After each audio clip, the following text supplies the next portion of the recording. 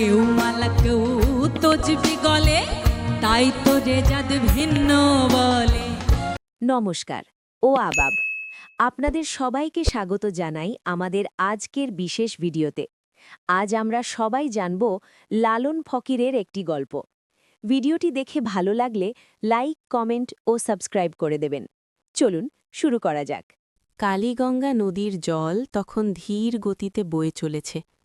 নদীর গায়ে পড়া সন্ধ্যার আলো যেন কাঁপছে, ঠিক মানুষের মনের মতো।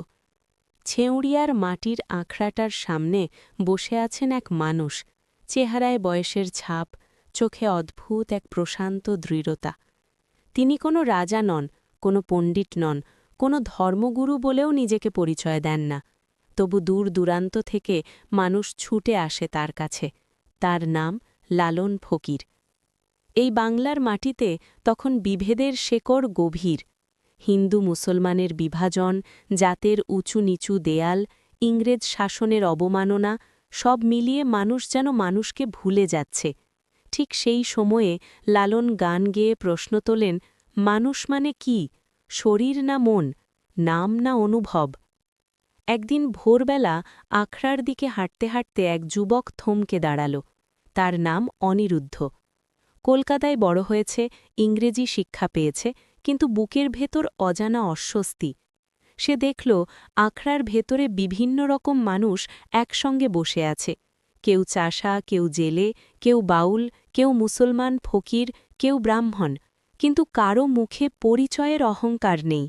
কেউ কাউকে জিজ্ঞেস করছে না, তুমি কি? হঠাৎ একতারা বেজে উঠল।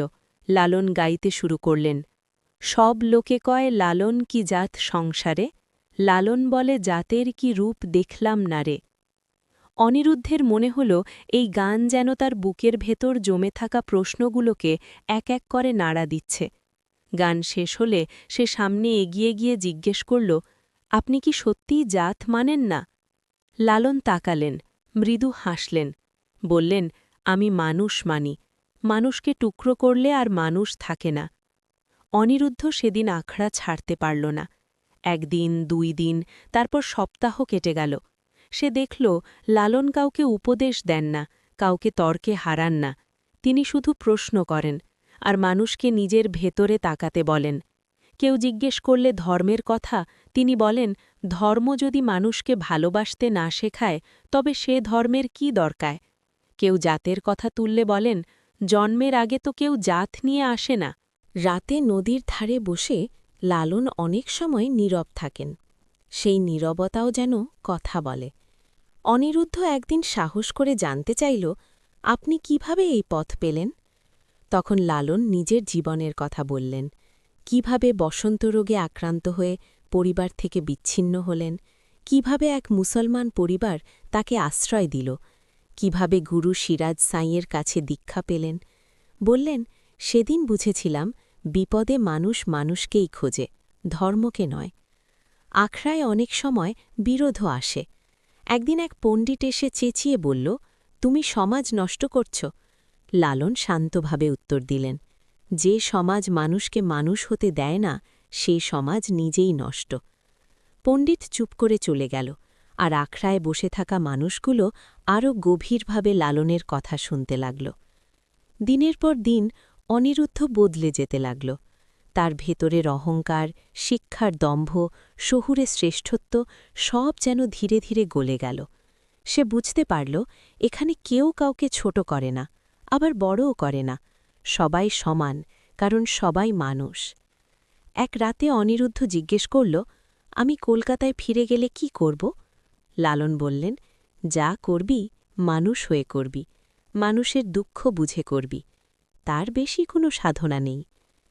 কয়েক মাস পর অনিরুদ্ধ ফিরে গেল শহরে। সে আইন পড়ল, কিন্তু আদালতে বসে কাগজের বিচার করল না। সে গ্রামে গ্রামে ঘুরে মানুষের পাশে দাঁড়াল, গান শেখাল, প্রশ্ন করতে শেখাল। লালনের গান তার মুখে মুখে ছড়িয়ে পড়ল। ছেউড়িয়ার আখড়ায় মিনওয়াইল সময় তার নিজের গতিতে চলল। লালন ফকিরের শরীর ধীরে ধীরে দুর্বল হল, কিন্তু তার কণ্ঠে কোনো ক্লান্তি এল না। তিনি বলতেন, শরীর যায়, কথা থাকে। শেষ দিকে তিনি শিষ্যদের বললেন, আমাকে নিয়ে কিছু করো না, গানটাকে বাঁচিয়ে রেখো। এক ভোরে খুব শান্তভাবে লালন ফকির চলে গেলেন, কোনো ঘোষণা ছাড়াই। আখড়ায় কান্না হল, আবার গানও হল, কারণ লালন শিখিয়েছিলেন মৃত্যু শেষ নয়, যদি মানুষ বেঁচে থাকে মানুষের ভেতরে। অনিরুদ্ধ বহু বছর পর আবার ছেউড়িয়া এল। আখড়ার মাটি ছুঁয়ে তার মনে হল লালন এখানেই আছেন, প্রতিটি প্রশ্নে, প্রতিটি গানে, প্রতিটি মানুষের চোখে। সে বুঝল লালন কোনো ইতিহাসের চরিত্র নন, লালন একটি পথ, যে পথ মানুষকে নিজের কাছে ফিরিয়ে আনে। কালীগঙ্গা তখনও বয়ে চলে, মানুষ আসে যায়, কিন্তু লালনের প্রশ্ন রয়ে যায়, মানুষ কোথায় থাকে, শরীরে না মানুষের মধ্যে?